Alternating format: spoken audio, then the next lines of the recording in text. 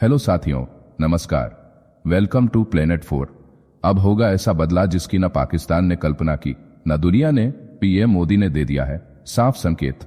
पहलगाम आतंकी हमले के बाद प्रधानमंत्री नरेंद्र मोदी का एक बयान पूरे पाकिस्तान को कंपा रहा है। उन्होंने साफ कहा है, इस बार हम ऐसा बदला लेंगे जिसकी कल्पना तक किसी आतंकवादी ने नहीं की होगी। इस एक लाइन ने साफ कर दिया है कि भारत अब सिर्फ जवाब नहीं देगा बल्कि इतिहास रचेगा। लोगों का मानना है कि यह बदला पीओके पर कब्जा करके लिया जाएगा और ये वही सपना है जिसे हर भारतवासी बरसों से देखता आ रहा है।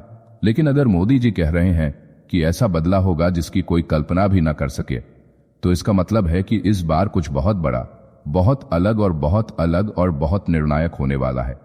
सूत्र बता रहे हैं कि भारतीय सेना ने पीओके के भीतर मौजूद सभी आतंकी लॉन्च पैड्स को चिन्हित कर लिया है। कहां हमला करना है, किस ठिकाने पर बम गिराना है, सब तय हो चुका है।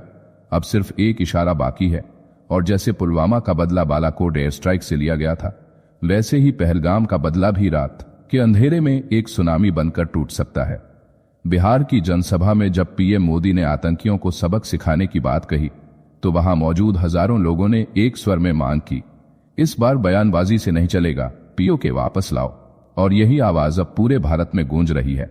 लोग कह रहे हैं, अगर इंदिरा गांधी 1971 में पाकिस्तान के 2 टुकड़े कर सकती हैं, तो पीएम मोदी पीओके को भारत का ताज क्यों नहीं बना सकते। आज हर भारतवासी की आंखों में सिर्फ एक सपना है। जो मासूम शहीद हो रहे हैं, उनका असली बदला तब पूरा होगा जब हम पाकिस्तान के उस हिस्से को अपने नक्शे में शामिल करेंगे जो हमारा है और हमेशा रहेगा। क्या आप भी मानते हैं कि अब वक्त आ गया है पाकिस्तान को उसकी औकात दिखाने का? नीचे कमेंट में अपनी आग जरूर उतारिए। जब तक पीओके वापसी नहीं होती, तब तक न बदला पूरा होगा, न भारत की शांति लौटेगी। अब रिपोर्ट्स में ये साफ सामने आ चुका है कि पहलगाम आतंकी हमले का एपिसेंटर पीओके का रावलकोट इलाका था, यानी जो जमीन भारत की है, जो हमारे नक्शे का हिस्सा है। आज उसी का इस्तेमाल पाकिस्तान के आतंकी हमारे मासूमों को मारने के लिए कर रहे हैं और हम हर बार बस कड़ी निंदा में जुट जाते हैं। प्रधानमंत्री मोदी जी, अब देश पूछ रहा है, जब आपने प्रधानमंत्री बनने से पहले कहा था कि सिर के बदले सिर लाएंगे, तो अब हम अपने 28 मासूमों के बदले पीओके क्यों नहीं ला सकते? हर रोज हमारे जवान शहीद हो रहे हैं, हर कुछ हफ्तों में कश्मीर में हमारे नागरिक मारे जा रहे हैं। कब तक हम सिर्फ एयर स्ट्राइक और सर्जिकल स्ट्राइक से पाकिस्तान को सबक सिखाने की कोशिश करेंगे? पाकिस्तान अब सुधरने वाला नहीं है, उसे टूटने की जरूरत है। पीओके का रावलकोट आज आतंक की मंडी बन चुका है।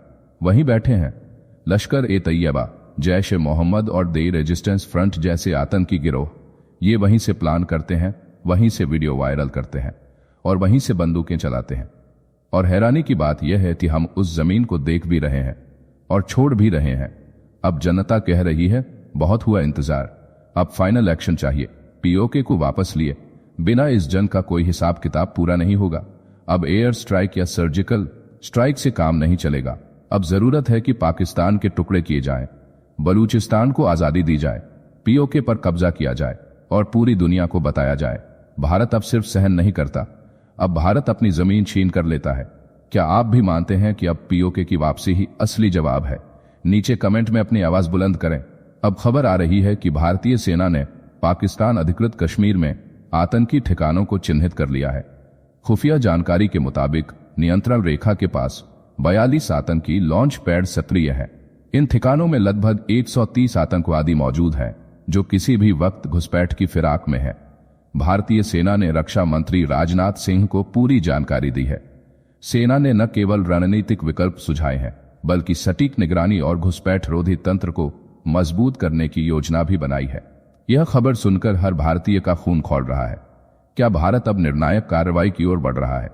पाकिस्तान की ओर से लगातार उकसावे की कार्रवाई हो रही है। खुफिया सूत्रों के अनुसार पाकिस्तानी सेना इन आतंकियों की घुसपैठ में मदद कर रही है। पाकिस्तान की सेना ने अपनी ओर नियंत्रण रेखा पर हाई अलर्ट जारी कर दिया है। भारतीय खुफिया सूत्रों का कहना है कि यह अलर्ट भारत की संभावित कार्रवाई के डर से लगाया गया है। इस साल पाकिस्तानी सेना ने 3 बार संघर्ष विराम का उल्लंघन किया। इस दौरान भारतीय सेना ने 5 आतंकियों को मार गिराया। पहलगाम में हुए दिल दहलाने वाले आतंकी हमले के बाद भारत ने अपनी ताकत का जोरदार प्रदर्शन किया है। भारतीय नौसेना के नवीनतम स्वदेशी युद्धपोत आईएनएस सूरत ने अरब सागर में एक मध्यम दूरी की सतह से हवा में मार करने वाली मिसाइल का सफल परीक्षण किया। इस मिसाइल ने तेज गति से नीचे उड़ रहे लक्ष्य को सटीकता से भेद डाला। यह परीक्षण भारत की समुद्री ताकत को नई ऊंचाइयों पर ले गया। इस मिसाइल को इजरायल के साथ मिलकर विकसित किया गया है, जो 70 किलोमीटर की दूरी तक समुद्री खतरों को नष्ट कर सकती है। भारतीय नौसेना ने इसे आत्मनिर्भर भारत की दिशा में एक बड़ा कदम बताया। हर भारतीय के सीने में गर्व का ज्वार उठ रहा है। दोस्तों, अब हालात काबू से बाहर निकलते जा रहे हैं। पाकिस्तान ने हाल ही में कराची के पास एक मिसाइल परीक्षण किया था, जिसके लिए पूरे इलाके को नो फ्लाई जोन घोषित कर दिया गया था। यह कदम खुद में खतरे की घंटी था और इसका जवाब भारत ने चुपचाप नहीं दिया। भारत ने भी तुरंत मिसाइल परीक्षण कर दिखाया और सबसे बड़ी बात यह है कि इस परीक्षण में इजरायल का भी योगदान था। यह संकेत साफ है, अब भारत अकेला नहीं बल्कि इजरायल जैसे घातक साझेदारों के साथ मिलकर अगला कदम तय कर चुका है। हमले के बाद भारत ने पहली मिसाइल दाग दी है। जवाब में पाकिस्तान ने भी मिसाइल छोड़ी है, यानी अब दोनों देशों ने अपनी अपनी मिसाइलें आसमान में छोड़ दी है। यह सिर्फ परीक्षण नहीं बल्कि युद्ध का बिगुल है। सीमा पर तनाव चरम पर है और किसी भी वक्त तबाही शुरू हो सकती है। अब बात सिर्फ बयानबाजी की नहीं रही, अब धरती, आकाश और सीमा हर जगह घमासान तय है। क्या आप भी महसूस कर रहे हैं कि युद्ध अब बस एक आदेश की दूरी पर है? नीचे कमेंट में अपनी राय जरूर लिखें। भारतीय मिसाइल का परीक्षण उस वक्त हुआ जब पाकिस्तान ने अपने मिसाइल परीक्षण की घोषणा की।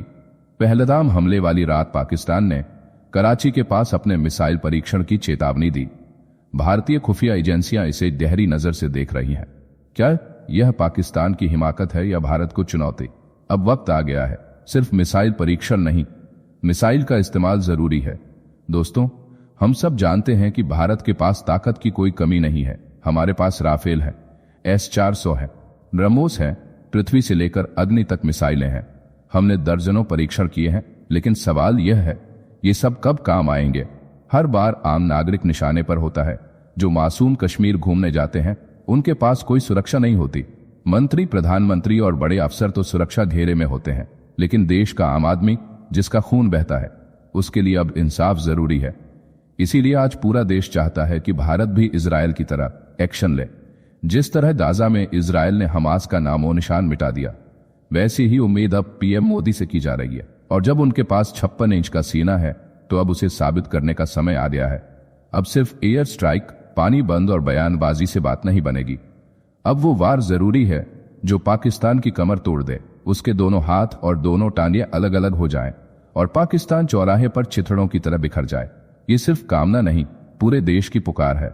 क्या आप तैयार हैं इस निर्णायक मोर्चे के लिए? अपनी राय नीचे कमेंट में जरूर लिखें। जाने से पहले वीडियो को लाइक करके चैनल को सब्सक्राइब कर लें।